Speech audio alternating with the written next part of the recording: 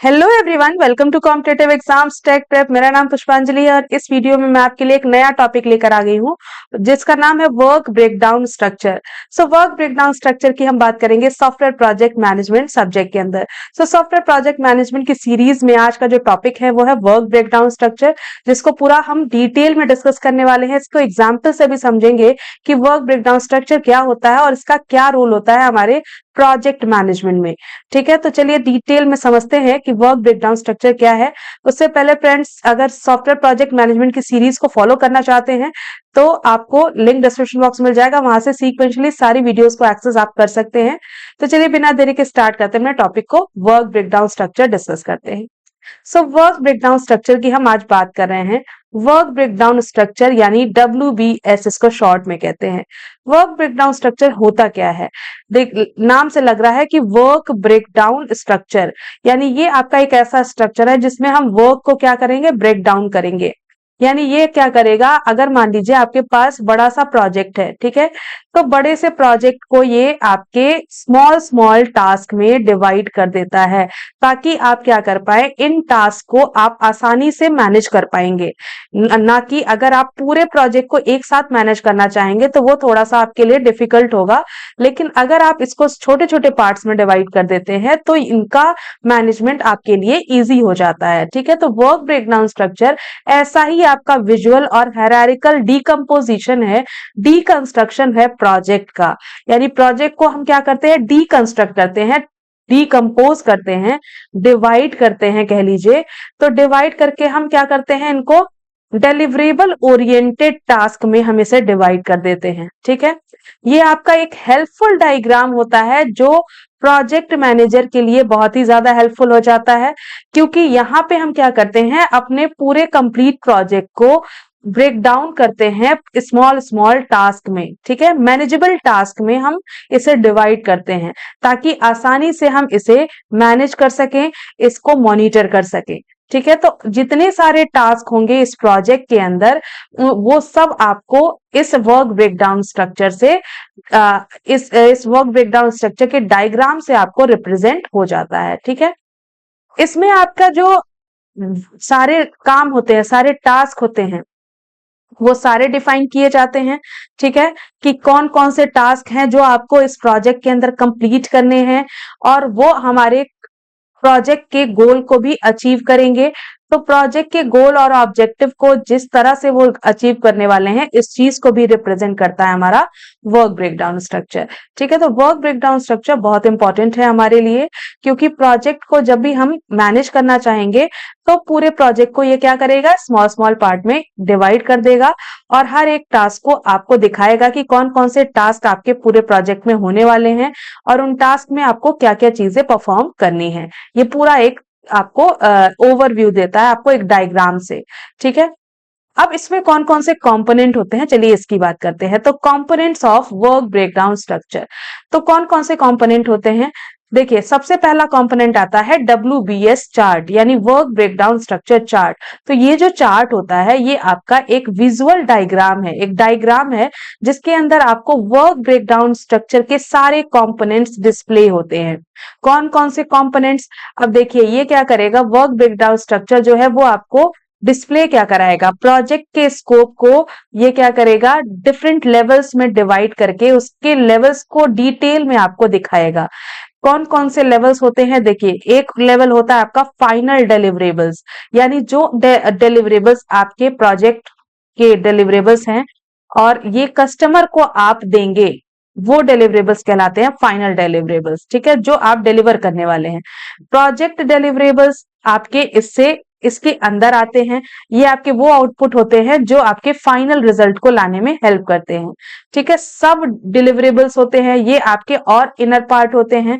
फिर आपका होता है वर्क पैकेजेस, ये आपके वो पैकेजेस होते हैं जो आपका दिखाता है कि आपने कितने छोटे टास्क में डिवाइड कर दिया है। ठीक है, तो इससे आपके जो टीम मेंबर्स होंगे उनको क्लियरली पता चल जाएगा कि आपके पूरे के पूरे प्रोजेक्ट में किस तरह से ऑर्गेनाइजेशन हुआ है, पूरा प्रोजेक्ट आपका कैसे ऑर्गेनाइज्ड है।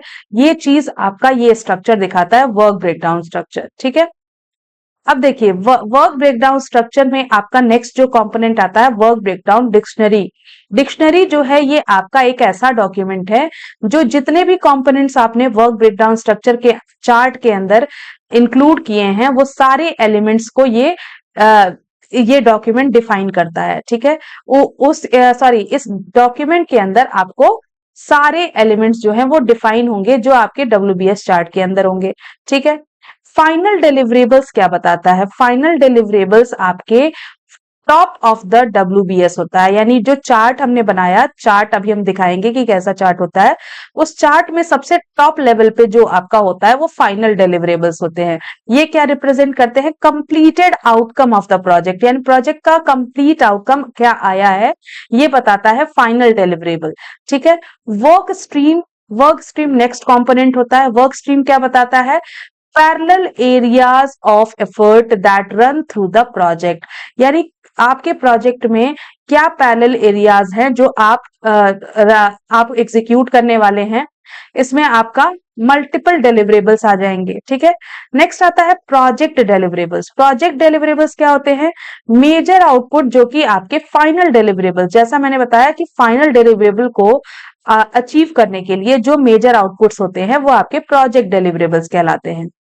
फिर आता है सब डिलीवरेबल्स। ये आपका लार्जर जो डिलीवरेबल है, जो आपका प्रोजेक्ट डिलीवरेबल है, उसका भी सब पार्ट है, उसको भी हमने छोटे छोटे टास्क में डिवाइड कर दिया। ठीक है, फिर आता है वर्क पैकेज। ये आपका सबसे लोअर लेवल होता है, लोएस्ट लेवल होता है। ठीक है, जो लेवल्स की बात कर रहे हैं, तो टॉप लेवल पे आपका क्या था? टॉप लेवल पे था आपका फाइनल डिलीवरेबल। ठीक है, फिर आपका उसके नीचे था आपका प्रोजेक्ट डिलीवरेबल, फिर आपका आता है सब डिलीवरेबल, और सबसे लोवेस्ट लेवल आता है वर्क पैकेजेस। वर्क पैकेजेस आपके स्मॉलेस्ट यूनिट ऑफ स्कोप होते हैं जो कि आपके एस्टिमेट किए जाते हैं और इन्हें ट्रैक भी किया जा सकता है। ठीक है, अभी तक हमने जो WBS लेवल्स की बात की, ये भी आपका WBS का कंपोनेंट है। तो WBS चार्ट के अंदर आपको लेवल्स भी पता चलते हैं। लेवल्स क्या रिप्रेजेंट करते हैं कि आपने अपने प्रोजेक्ट को कितना डेप्थ में डिकम्पोज किया है। ठीक है, जितना डेप्थ में आप डिकम्पोज करेंगे लेवल्स आपके बढ़ेंगे। ठीक है, तो फ्रॉम द फाइनल डिलीवरेबल्स, जैसे कि टॉप पे आपका फाइनल डिलीवरेबल्स था, तो from the final deliverables to the down to work packages, यानी फाइनल डिलीवरेबल से लेके आपका एकदम डीप में आएंगे तो वर्क पैकेजेस तक का आपका जो लेवल होता है वो वर्क ब्रेकडाउन स्ट्रक्चर लेवल्स कहलाते हैं। ठीक है, अब इसमें कौन कौन से आते हैं चलिए देखते हैं, एग्जाम्पल में समझें। तो ये आपका एक हमने ले लिया है वर्क ब्रेकडाउन स्ट्रक्चर। ठीक है, वर्क ब्रेकडाउन स्ट्रक्चर में जो आपका फाइनल डिलीवरेबल है यहाँ पे वो है आपका बिल्डिंग अ कॉटेज, यानी आपको डिलीवर क्या करना है? आपको डिलीवर करना है एक कॉटेज बिल्ड करके देना है। ठीक है, तो प्रोजेक्ट में आपका जो डिलीवरेबल है, जो हमारे कस्टमर को नीड है, वो क्या है कि हमें एक कॉटेज बिल्ड करना है, तो ये कहलाएगा आपका फाइनल डिलीवरेबल। ठीक है, फाइनल डिलीवरेबल कहलाएगा। ठीक है, फाइनल डिलीवरेबल। और इसके नीचे आपको दिख रहा है कि बिल्डिंग अ कॉटेज, कॉटेज को बिल्ड करने में क्या क्या स्टेप्स आपको लगेंगे।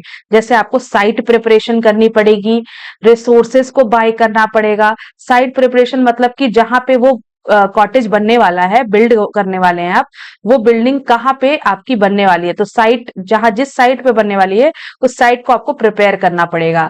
फिर आप उसके लिए रिसोर्सेस खरीदेंगे ताकि आप कॉटेज को बना पाए।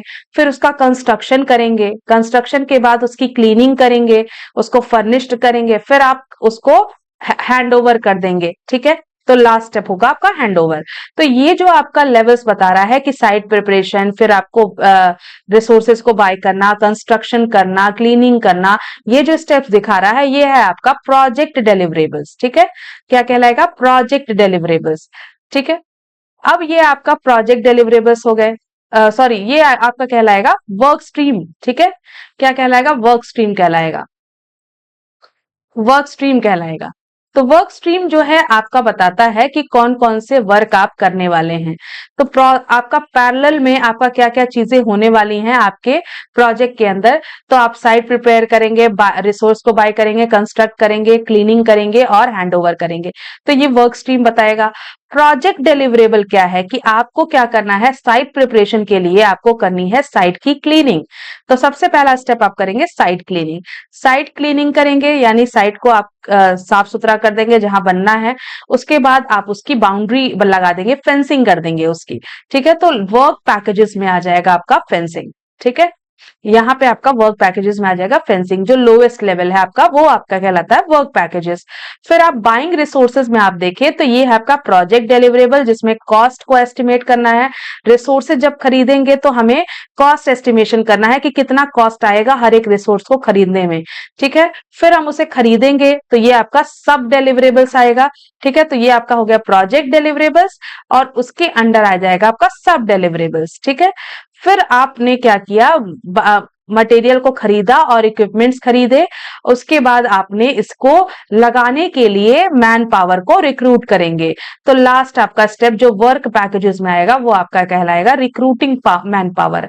ठीक है, कंस्ट्रक्शन में इसी तरह से आप क्या करेंगे, फाउंडेशन आप बनाएंगे, पहले आप बिल्डिंग की बेस बनाएंगे।